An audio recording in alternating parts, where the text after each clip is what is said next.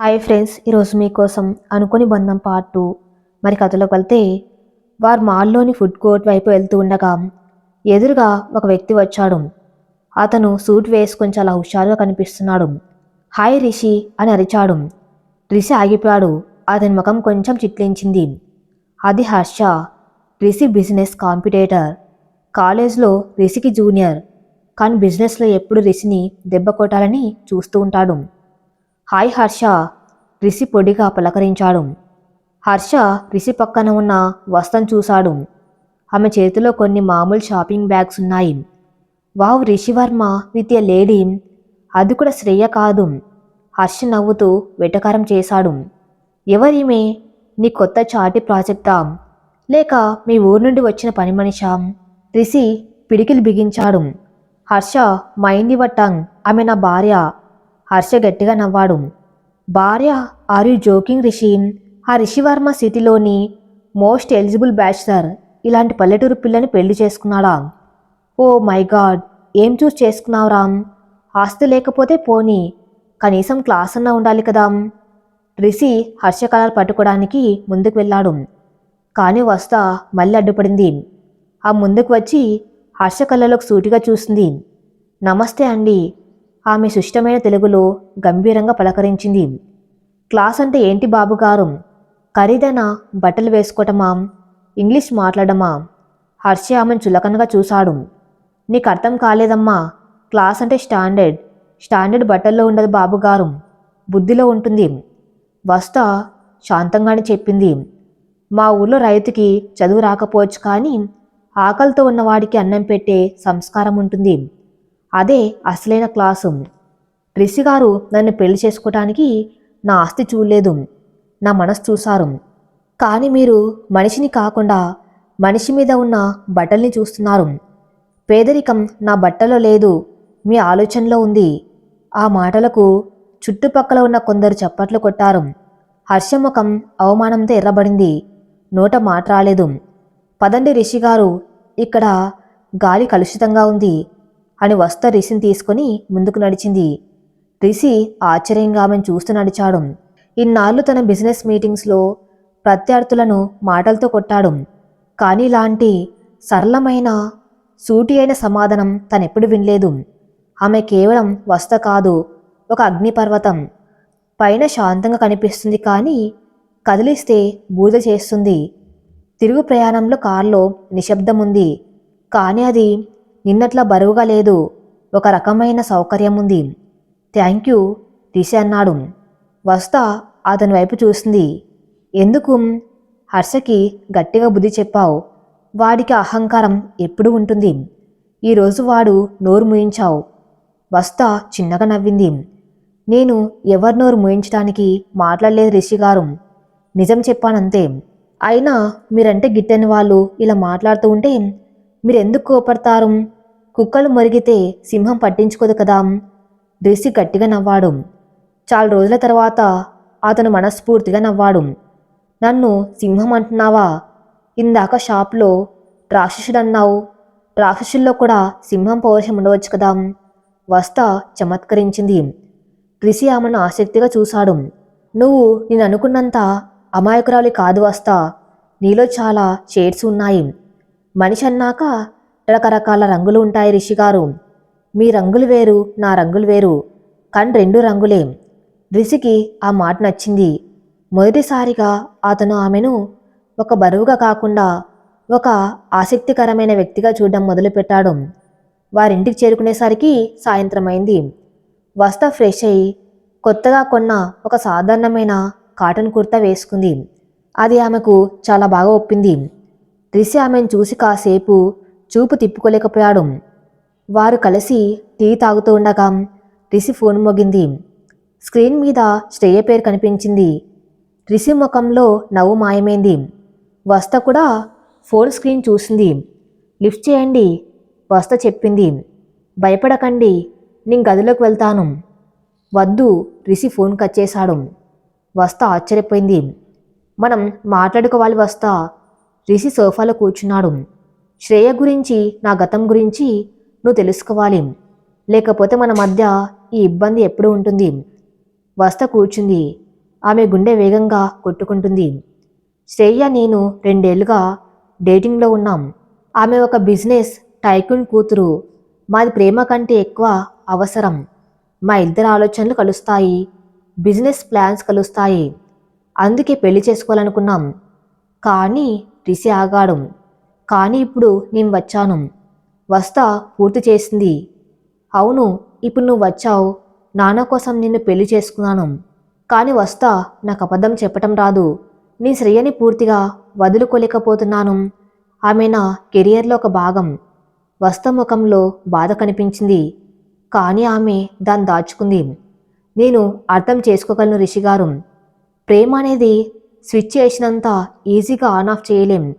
కానీ ఒకటి గుర్తుపెట్టుకోండి, నేను ఇక్కడ ఉన్నంతకాలం, ఈ తాళి నా మెల్లో ఉన్నంతకాలం మీ ధర్మాన్ని తప్పకూడదు. శ్రేయ గారితో బిజినెస్ చేసుకోండి, స్నేహంగా ఉండండి. కానీ ఒక భర్తగా మీరు గీత దాటకూడదు.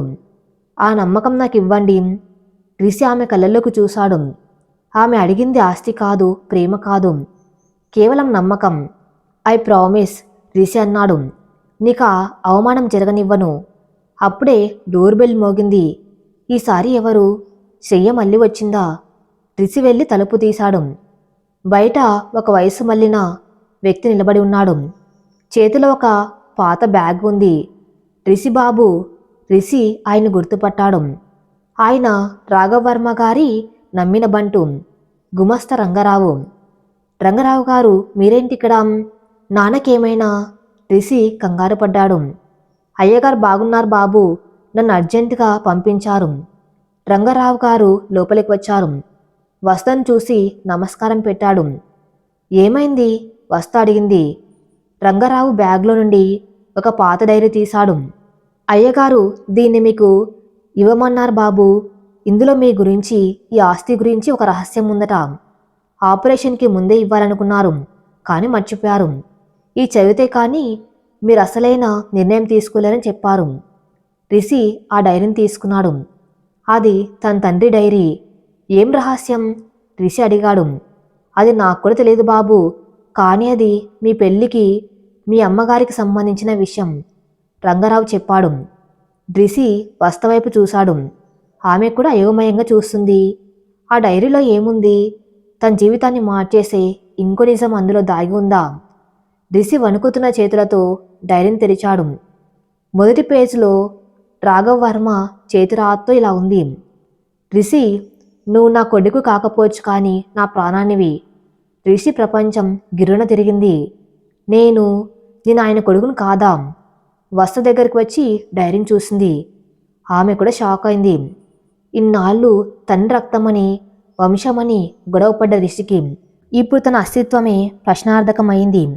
ఆ గదిలో కాలం స్తంభించకపోయినట్లు అనిపించింది. ఏసీ యంత్రం చేస్తున్న సన్నని శబ్దం తప్ప అక్కడ మరే శబ్దం లేదు. రిషి చేతులు వణుకుతున్నాయి. అతని కళ్ళు ఆ డైరీలోని మొదటి వాక్యం మీదే నిలిచిపోయాయి. రిషి, నువ్వు నా కొడుకు కాకపోవచ్చు కానీ నా ప్రాణానివి. ఆ ఒక్క వాక్యం రిషి ఇన్నాళ్ళు నిర్మించుకున్న అహంకారాన్ని, ఆత్మవిశ్వాసాన్ని, చివరికి తన ఐడెంటిటీ కూడా ముక్కలు చేసింది. ఏంటిది? రిషి గొంతు బొంగురుపోయింది. అతను రంగారావు వైపు తిరిగాడు. ఏంటిది రంగారావు గారు, ఇది నిజమా? నాన్న ఇలా రాశారేంటి? రంగారావు తలదించుకున్నారు. ఆయన కళ్ళల్లో నీళ్లు తిరుగుతున్నాయి. అది నిజమే బాబు. ఈ విషయం రాఘవ్ గారు ఎవరికి తెలియనివ్వలేదు. కేవలం ఆయనకు, అమ్మగారికి, నాకు మాత్రమే తెలుసు. రిషి చేతిలోని డైరీ జారి కింద పడింది. అతను వెనక్కి తూలాడు. సోఫాలో కుప్పగొలిపాడు. నేను నీ వర్మవారి వారసుని కాదా? నాన్ రక్తం కాదా? మరి నేనెవరు? ఎక్కడి నుండి వచ్చాను? అతని ప్రశ్నలు ఆ గది గోడలకు తగిలి ప్రధ్వనించాయి. వసుధ పరిగెత్తుకుంటూ వెళ్ళి నీళ్ళు తెచ్చింది. రిషి గారు, ముందు మంచినీళ్ళు తాగండి. ఆమె గ్లాస్ అందించింది. రిషి ఆ గ్లాసుని పక్కకు తోసేశాడు. నీళ్లు నీలపాలయ్యాయి. నాకు నీళ్లు వద్దు, నాకు నిజం కావాలి, అతను అరిచాడు. వసుధ, ఆ డైరీ చదువు. అసలు ఏం జరిగిందో చదువు. నాన్న నన్ను ఎందుకు పెంచుకున్నారు? నేనెవరు? వసుధ వణుకుతున్న చేతులతో కింద పడ్డ డైరీని తీసింది. రంగారావు గారి వైపు చూసింది. ఆయన చదువమ్మా అన్నట్లు సైగ చేశారు. వసుధ ధైర్యం తెచ్చింది. రాఘవర్మ చేతిరాత వయసు ప్రభావం వల్ల కొంచెం వంకరగా ఉన్నా సుష్టంగా ఉంది. ఆమె చదవటం మొదలుపెట్టింది. గతం రాఘవర్మ డైరీలో ఉండే తేదీ అక్టోబర్ 14, 1995. ఈరోజు నా జీవితంలో అత్యంత విషాదకరమైన రోజు. అలాగే ఒక కొత్త బాధ మొదలైన రోజు. రిషి, ఈ నిజం నువ్వు చదివేటప్పటికీ నీ ఉంటానో లేదో తెలియదు. కానీ నువ్వు తెలుసుకోవాలి. నీ తండ్రి పేరు సూర్యం, నా ప్రాణ స్నేహితుడు. మేమిద్దరం కలిసి వ్యవసాయం చేసేవాళ్ళం. నా కుడి భుజం లాంటివాడు. ఆ రాత్రి గోదావరికి వరదలు వచ్చాయి. మా పశువుల పాక నీటిలో మునిగిపోతూ ఉంటే వాటిని కాపాడడానికి నేను వెళ్ళాను. నీటి ఉధృతికి నేను తట్టుకోలేకపోతూ ఉంటే సూర్యం తన ప్రాణానికి తెగించి నన్ను ఒడ్డుకు చేర్చాడు. కానీ ఆ ప్రవాహంలో వాడు కొట్టుకుపోయాడు. వాడి శవం కూడా దొరకలేదు. అప్పటికే నీ తల్లి నిండు గర్భిణి. ఈ వార్త వినగానే ఆమె తట్టుకోలేకపోయింది. నిన్ను ప్రసవించి ఆమె కూడా కన్ను మూసింది. ఆ అనాథ శిశువుని చేతుల్లో తీసుకున్నప్పుడు ఆ పసి కళ్ళల్లో నాకు సూర్యం కనిపించాడు. నా ప్రాణాన్ని కాపాడి తన ప్రాణాన్ని వదిలేసిన స్నేహితుడికి నేను తీర్చుకోగలిగే రుణం ఒక్కటే, వాడి బిడ్డను నా బిడ్డగా పెంచడం. పార్వతికి చెప్పాను. ఆమె నిన్ను గుండెలకు హత్తుకుంది. అప్పుడే మేమొక నిర్ణయం తీసుకున్నాము. ఇక మాకు వేరే పిల్లలు వద్దు. సొంత బిడ్డ పుడితే ఎక్కడ నీ మీద ప్రేమ తగ్గుతుందో, ఎక్కడ తేడా చూపిస్తామో అని భయపడ్డాం. అందుకే మాకు పుట్టని బిడ్డవైనా మాకు దక్కిన ఏకైక వరం నువ్వయ్యావు. రిషి, నువ్వు నా రక్తం కాకపోవచ్చు, కానీ నా గుండె చప్పు నువ్వే. నీతో నేను గొడవ పడింది, నిన్ను తిట్టింది ఆస్తి కోసం కాదురా, నా స్నేహితుడి పోలిక నీలో చూసుకోవడం కోసం. నువ్వు ఈ మట్టిని వదిలి వెళ్తూ ఉంటే సూర్యం మళ్ళీ నన్ను వదిలి వెళ్తున్నాడేమో అన్న భయం నన్ను ఆవహించింది. అందుకే అంత కఠినంగా ప్రవర్తించాను. నన్ను క్షమించు నాన్న. వర్తమానం. పెంట్ హౌస్లో వసు చదవడం ఆపేసింది. ఆమె గొంతు దుఃఖంతో పూడుకపోయింది. ఆమె కళ్ళు తుడుచుకుంటూ రిషి వైపు చూసింది. రిషి మోకాళ్ళ మీద తల పెట్టుకుని చిన్న పిల్లాల్లా ఏడుస్తున్నాడు. అతని భుజాలు కుదుపుకు లోనవుతున్నాయి. ఇన్నాళ్ళు తండ్రిని ద్వేషించాడు. నా లైఫ్ నా ఇష్టం, నువ్వు నన్ను శాసిస్తావా అని ఎదురు తిరిగాడు. ఆస్తిని కాపాడుకోవటం కోసమే తండ్రి తన్ని పిలిచాడని అపార్థం చేసుకున్నాడు. కానీ ఆ తండ్రి తన కోసం సొంత రక్తాన్ని కూడా త్యాగం చేశాడు. ఒక స్నేహితుడికి రుణం కోసం జీవితాంతం తప్పించాడు. నేనెంత పెద్ద తప్పు చేశాను, రిషి ఏడుస్తూ అన్నాడు. ఆయనకు నేనేమవుతాను? ఎవరని అంత అధికారం చెలాయించాను? ఆయన త్యాగం ముందు నా ఇగో ఎంత చిన్నది. చీ, నా బతుకు. అతను లేచి బాల్కనీ వైపు వెళ్ళాడు. 42వ అంతస్తు రేలింగ్ పట్టుకొని కిందికి చూశాడు. అతని మనసులో అలచడి తారాస్థాయికి చేరింది. తను ఒక అనాథ. ఈ ఆస్తి, ఈ పేరు, ఈ హోదా ఏది తంది కాదు.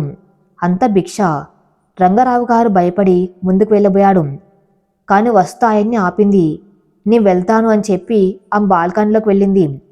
రిషి గాలిని పీల్చుకోవడానికి ఇబ్బంది పడుతున్నాడు. రిషి గారు, వస్త పిలిచింది. దగ్గరికి రాకు వస్తా, రిషి అరిచాడు. వెనక్కి తిరుగుతూ ఉండగానే, నేనొక ఫ్రాడ్ని. ఈ సామ్రాజ్యం నాది కాదు. ఈ ఇంటికి వారసుని కాదు. నేను కేవలం జాలితో పెంచబడ్డ అనాథని. నీకు అర్థమవుతుందా?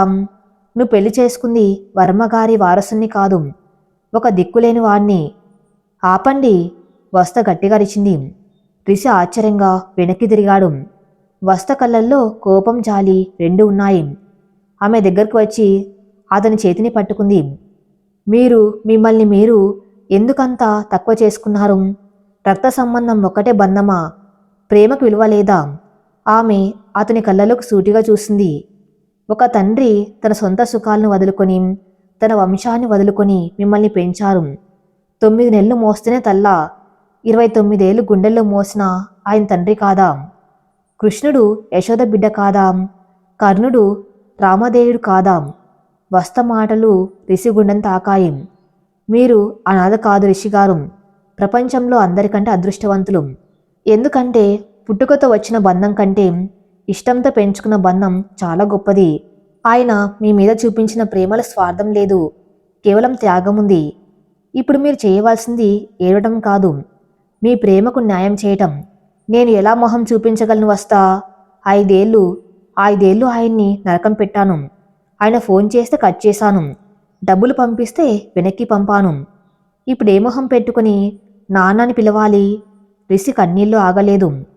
వసుధ తన చీర కొంగుతో అతని కన్నీళ్లు తుడిచింది. ఆ స్పర్శలో అమ్మ ప్రేమ ఉంది, భార్య బాధ ఉంది, స్నేహితురాలి ఓదార్పు ఉంది.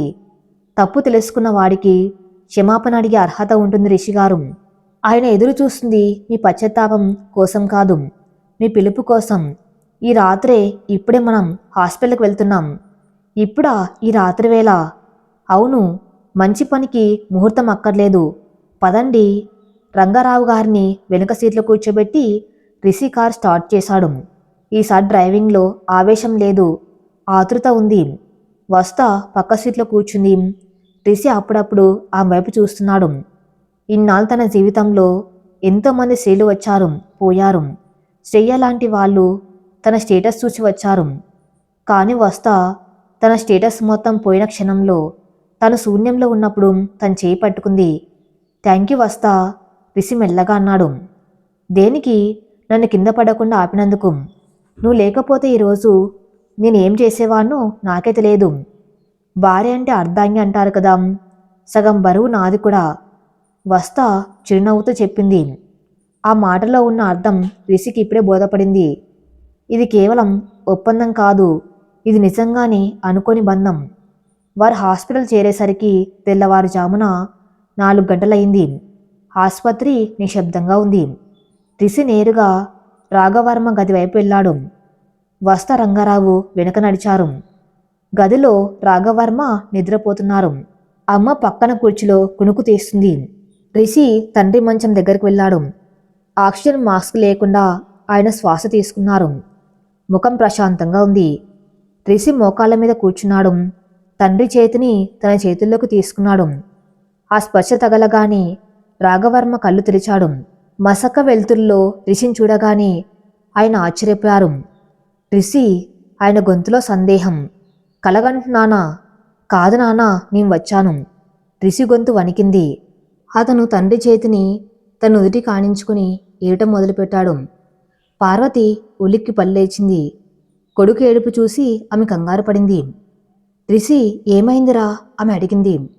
రాఘవర్మ రిషి తల నిమిరారు. ఎందుకు ఏడుస్తున్నావు నాన్న? ఎవరైనా ఏమైనా అన్నారా? వస్తా ఏమైనా? ఎవరు ఏమనలేదు నాన్న. రిషి తల ఎత్తి తండ్రిని చూశాడు. నేను చదివాను, డైరీ చదివాను. రాఘవర్మ ముఖంలో రంగు మారింది. ఆయన పార్వతి వైపు చూశారు, తర్వాత రిషి వైపు చూశారు. ఆ కళ్ళల్లో భయం కనిపించింది. కొడుకు తనని పరాయి వాళ్ళ చూస్తున్నాడేమోనని.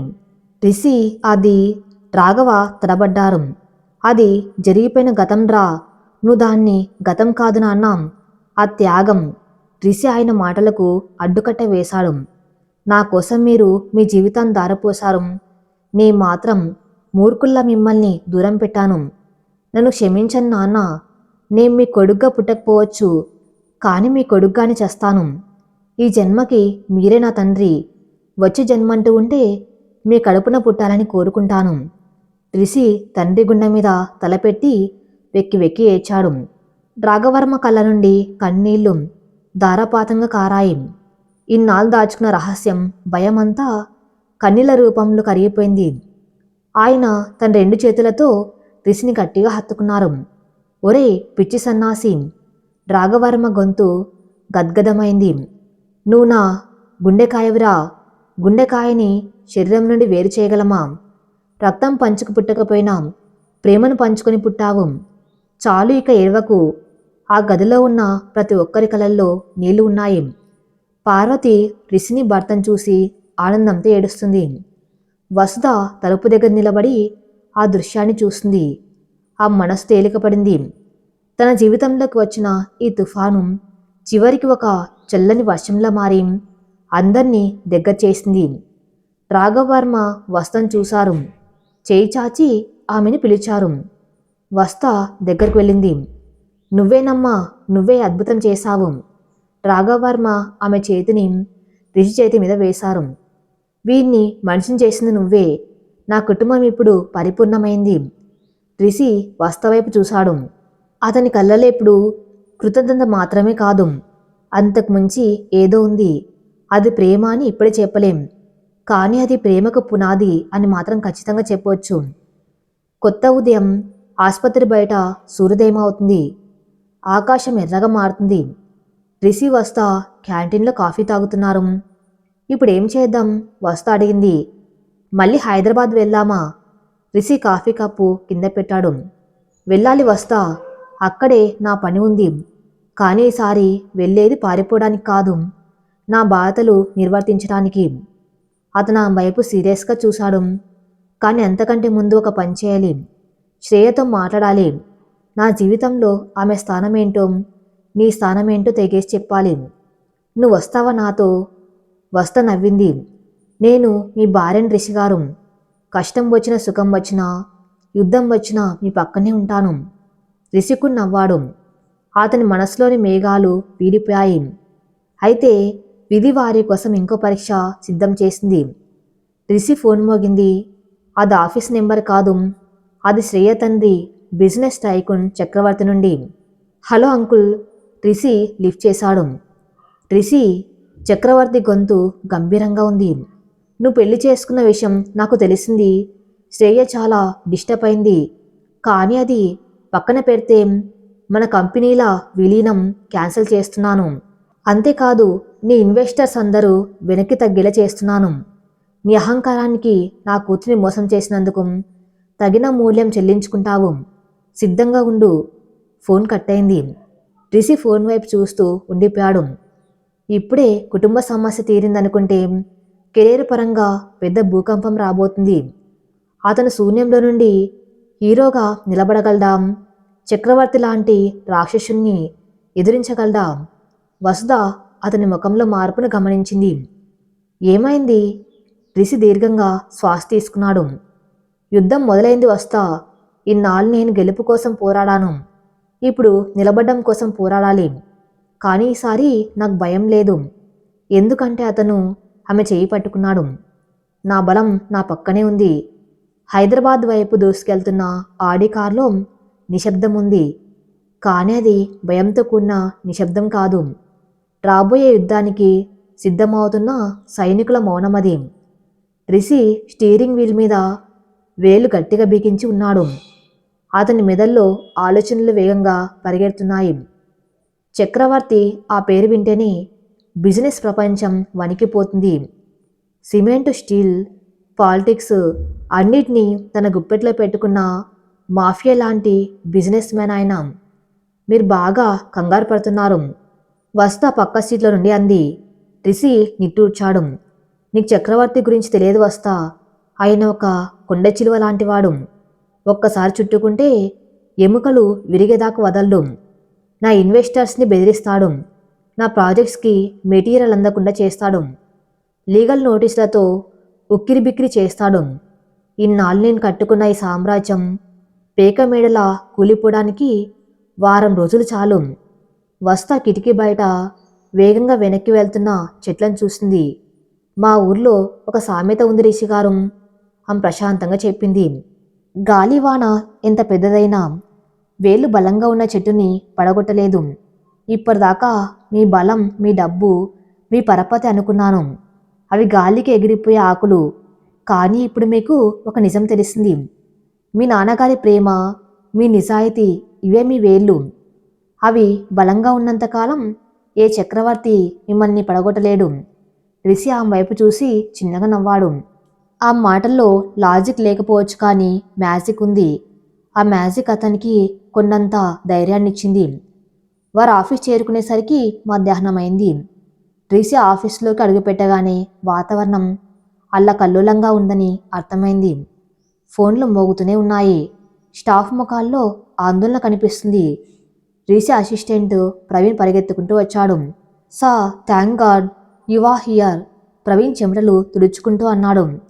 ఉదయం నుండి నరకం సార్. మన షేర్ వాల్యూ 20% పడిపోయింది. సింగపూర్ క్లయింట్స్ డీల్ క్యాన్సిల్ చేశారు. బ్యాంక్ మేనేజర్స్ లోన్ రీపేమెంట్ కోసం నోటీసులు పంపారు. ఎవరు మన కంపెనీ గురించి ఫేక్ న్యూస్ స్ప్రెడ్ చేస్తున్నారు. మనం దివాళా తీసుకున్నామని. రిషి పళ్ళు కొరికాడు. చక్రవర్తి తన పని మొదలుపెట్టాడు. నా క్యాబిన్లోకి రా, డిపార్ట్మెంట్ హెడ్స్ అందరినీ మీటింగ్కి పిలువు, రిషి ఆదేశించాడు. అతను తన గదివైపు నడిచాడు. వసుధ అతని వెనుక నడవబోతూ ఉంటే సెక్యూరిటీ గార్డ్ ఆపాడు. మేడం, లోపలికి అనుమతి లేదు. రిషి ఆగిపోయాడు. వెనక్కి తిరిగి అందరు వినేలా గట్టిగా చెప్పాడు. ఆమె నా భార్య. ఈ కంపెనీలో నాకెంత హక్కు ఉందో ఆమెకు అంతే హక్కు ఉంది. ఇంకెప్పుడు ఆపవద్దు. స్టాఫ్ అందరూ ఆశ్చర్యంగా చూశారు.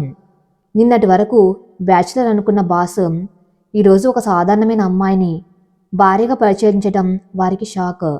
రిషి క్యాబిన్లోకి వెళ్ళాక వస్తను ఒక సోఫాలో కూర్చోమన్నాడు. నువ్వు ఇక్కడే ఉండు, నేను ఈ గందరగోళాన్ని చక్కదిద్దాలి. వస్త తల ఊపింది. ఆమె గదిని పరిశీలించింది. అద్దాల కిటికీలు, లెదర్ కుర్చీలు, గోడ మీద గ్రాఫ్లు. ఇదొక కొత్త ప్రపంచం. ఇక్కడ మనుషుల కంటే అంకెలకే విలువ ఎక్కువ అని ఆమెకు అర్థమైంది. తర్వాతి 3 గంటలు రిషి ఫోన్ల మీద ఫోన్లు మాట్లాడుతూనే ఉన్నాడు. కానీ అవతల నుండి వచ్చే సమాధానాలు నిరాశజనకంగా ఉన్నాయి. సారీ రిషి, చక్రవర్తి గారు వార్నింగ్ ఇచ్చారు. నేను నీకు సిమెంట్ సప్లై చేస్తే నా లైసెన్స్ క్యాన్సిల్ అవుతుంది. రిషి, మన స్నేహం వేరు, బిజినెస్ వేరు. నేను ఇప్పుడు ఇన్వెస్ట్ చేయలేను.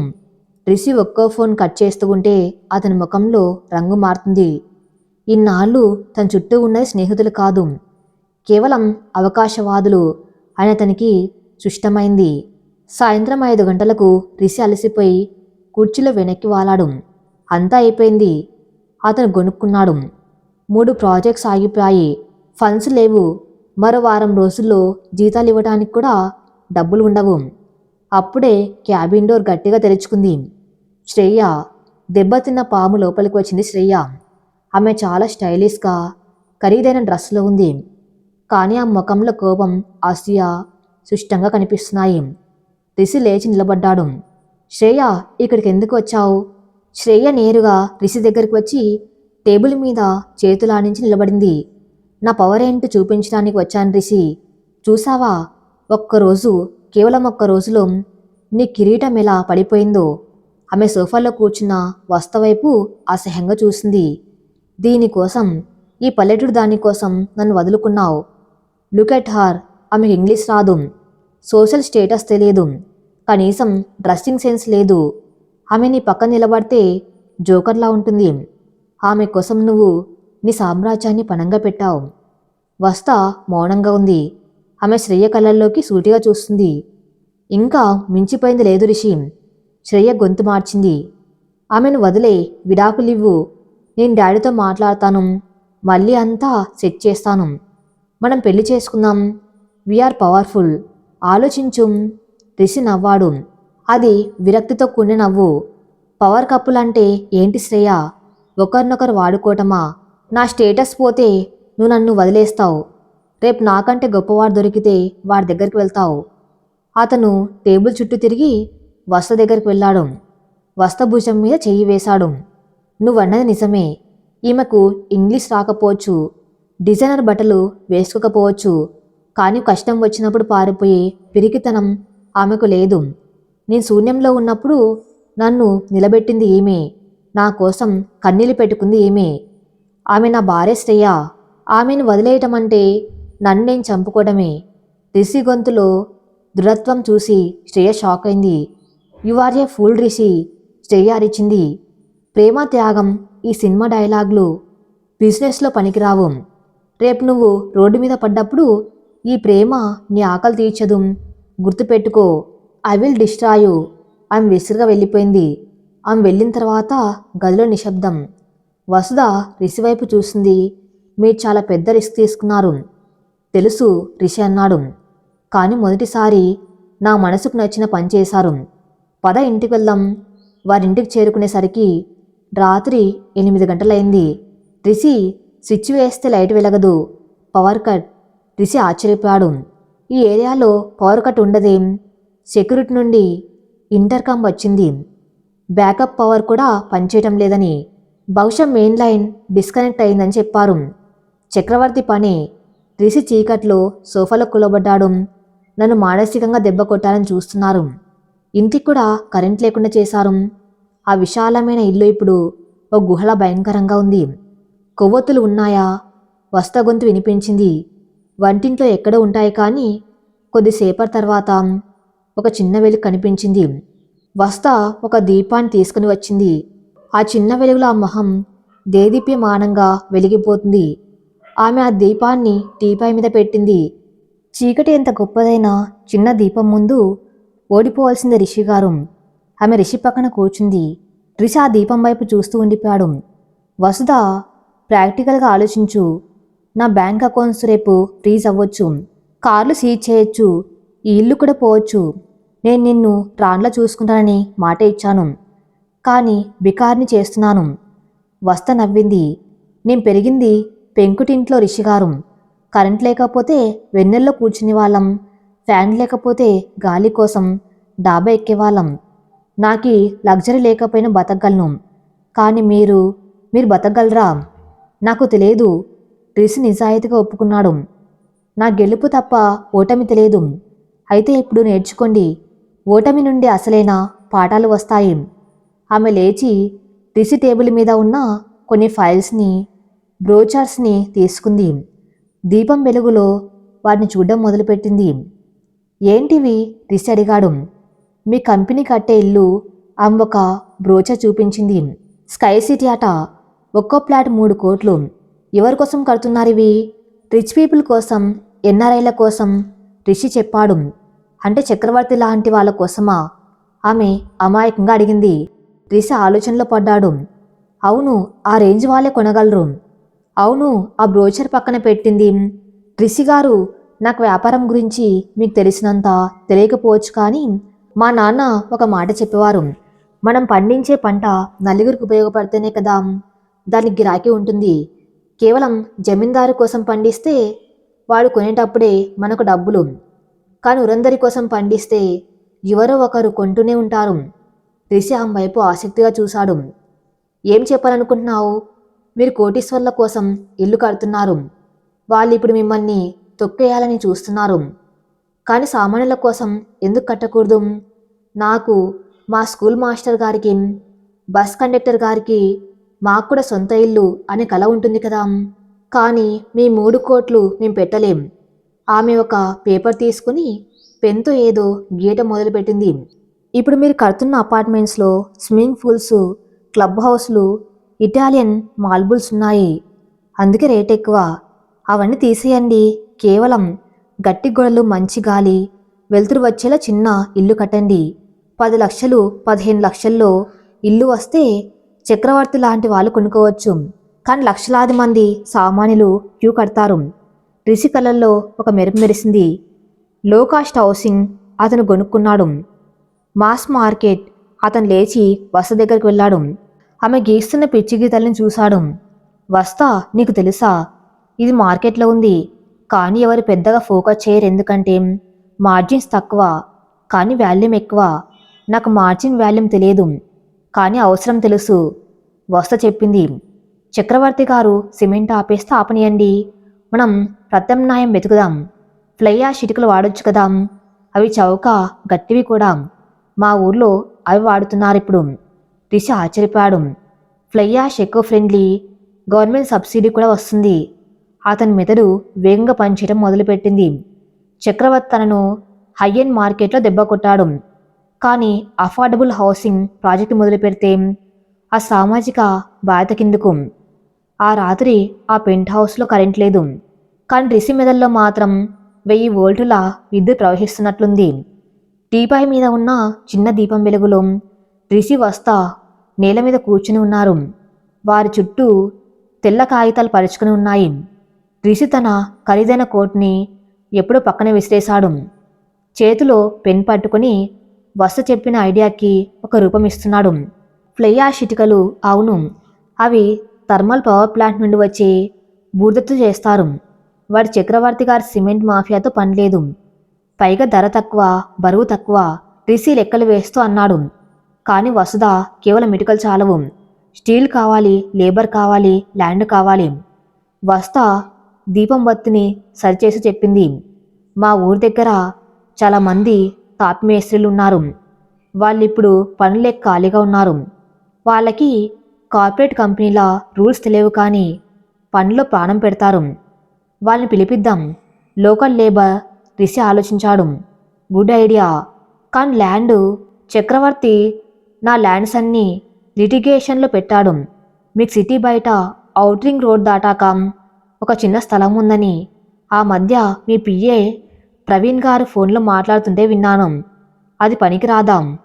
వస్త గుర్తు చేసింది. రిషి ఆశ్చర్యపోయాడు. అది డంపింగ్ యార్డ్ పక్కన ఉందని, మార్కెట్ వాల్యూ లేదని వదిలేశాను. అక్కడెవరు కొంటారు?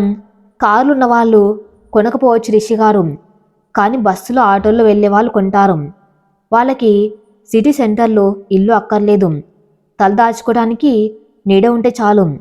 అక్కడ కట్టండి. డంపింగ్ యార్డ్ని పార్కులో మార్చే బాధ మనమే తీసుకున్నాం. రిషి ఆమె వైపు చూస్తూ ఉండిపోయాడు. ఇన్నాళ్ళు తన ఎంబీఏలు చదివిన వాళ్ళని, ఐఐటి ఇంజనీర్లని నమ్ముకున్నాడు. కానీ జీవితానికి సంబంధించిన అసలైన పాఠం ఒక పల్లెటూరు అమ్మాయి దగ్గర దొరికింది. వసుధ రిషి ఆమె చేతిని తన చేతుల్లోకి తీసుకున్నాడు. నువ్వు కేవలం నా భార్యవి కాదు, నా పార్ట్నర్వి. ఈ ప్రాజెక్టు పేరు వర్మ టవర్స్ కాదు, దీనికి నువ్వే పేరు పెట్టు. వసుధ ఆలోచించి పేపర్ మీద ఒక పదం రాసింది. గూడు. పక్షులు పుల్లలేరుకొని కట్టుకునేదే గూడు. అది చిన్నదే కావచ్చు, కానీ తుఫాను వచ్చినా అందులో ఉన్న పిల్లలు సురక్షితంగా ఉంటాయి. మన ఇల్లు కూడా అలాగే ఉండాలి. రిషి ఆ పేరును చూశాడు. సింపుల్గా, పవర్ఫుల్గా ఉంది. డన్. ప్రాజెక్ట్ గూడు స్టార్ట్ నౌ. రిషి ఆఫీస్లో వెళ్ళేసరికి వాతావరణం గంభీరంగా ఉంది. కరెంటు బిల్లు కట్టలేదని నోటీసులు వచ్చాయి. జనరేటర్ మీద నడుస్తుంది. కాన్ఫరెన్స్ హాల్లో సీనియర్ మేనేజర్లు, ప్రాజెక్టు హెడ్స్ అందరూ కూడా కూర్చుని ఉన్నారు. రిషి లోపలికి వచ్చాడు. ఈసారి అతను సూట్ వేసుకోలేదు. ఒక సాధారణమైన కాటన్ షర్టు, జీన్స్ వేసుకుని ఉన్నాడు. అతను వెనుక వస్తా చేతిలో ఫైల్స్ పట్టుకుని వచ్చింది. అందరూ వింతగా చూశారు. Good morning. రిషి మైక్ తీసుకోకుండానే గట్టిగా చెప్పాడు. పరిస్థితులు మీకు తెలుసు. చక్రవర్తి గారు మన మీద యుద్ధం ప్రకటించారు. మన ఫండ్స్ ఆగిపోయాయి. మన లగ్జరీ ప్రాజెక్ట్స్ ఆగిపోయాయి. గదిలో గుసగుసలు మొదలయ్యాయి. సో నేను ఒక నిర్ణయం తీసుకున్నాను. రిషి కొనసాగించాడు. మనం ఇకపై లగ్జరీ ఇల్లు కట్టడం లేదు. మనం గూడు అనే కొత్త ప్రాజెక్ట్ మొదలు పెడుతున్నాం. ఈ సామాన్యుల కోసం budget housing. Are you mad Rishi? Sales head Vikram లేచి అరిచాడు. బడ్జెట్ హౌసింగ్లో మార్జిన్స్ ఉండవు, కమిషన్లు రావు. మా కెరీర్ ఏంటి? మేము ఇక్కడ 3 కోట్లు ఫ్లాట్స్ అమ్మడానికి వచ్చాం, 10 లక్షల ఇల్లు అమ్మడానికి కాదు. ఎవరికి ఇష్టం లేకపోయినా వెళ్ళిపోవచ్చు. రిషి తలుపు వైపు చేయి చూపించాడు. కానీ గుర్తుపెట్టుకోండి, ఇన్నాళ్ళు మనం డబ్బు కోసం పనిచేస్తాం. ఇప్పుడు మనుషుల కోసం పనిచేయబోతున్నాం. ఈ నెల జీతాలు ఇవ్వకపోవచ్చు, కానీ 6 నెలల తర్వాత మన హిస్టరీ క్రియేట్ చేస్తాం. విక్రమ్ నవ్వాడు. హిస్టరీ కాదు, సూసైడ్. I quit. అతను తన ఐడి కార్డ్ టేబుల్ మీద విసిరేసి వెళ్ళిపోయాడు. అతను వెనుక ఫైనాన్స్ హెడ్, మార్కెటింగ్ హెడ్, ఇలా దాదాపు 70% మంది సీనియర్ స్టాఫ్ అందరూ వెళ్ళిపోయారు. గది ఖాళీ అయిపోయింది. కేవలం కొంతమంది జూనియర్స్, అసిస్టెంట్ ప్రవీణ్, రిషి వస్త మిగిలారు. ప్రవీణ్ భయంగా లేచి నిలబడ్డాడు. సార్, అందరూ వెళ్ళిపోయారు. ఇప్పుడు ఎలా సార్? రిషి నవ్వాడు. చెత్తపోయింది ప్రవీణ్.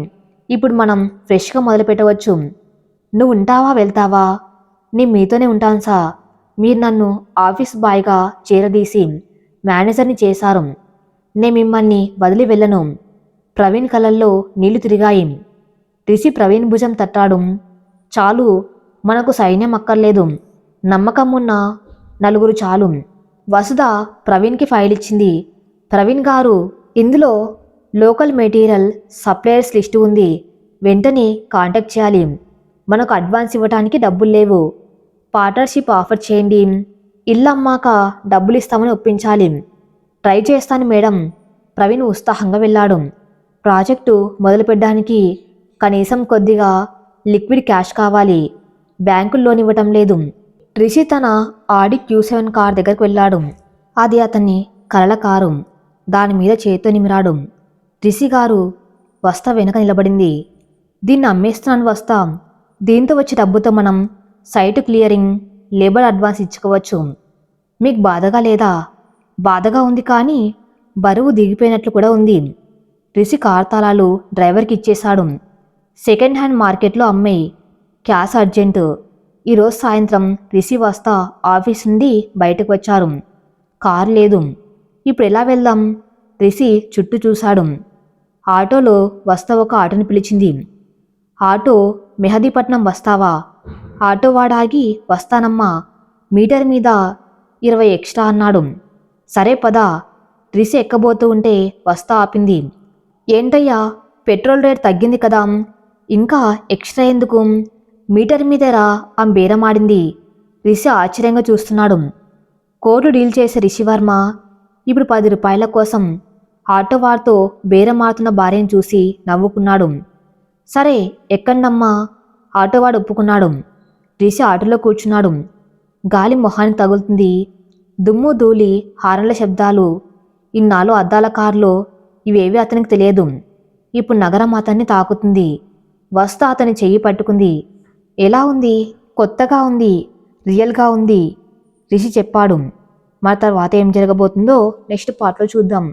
నెక్స్ట్ పార్ట్ కోసం మా ఛానల్ని ఫాలో అవుతూనండి. Thank you for listening.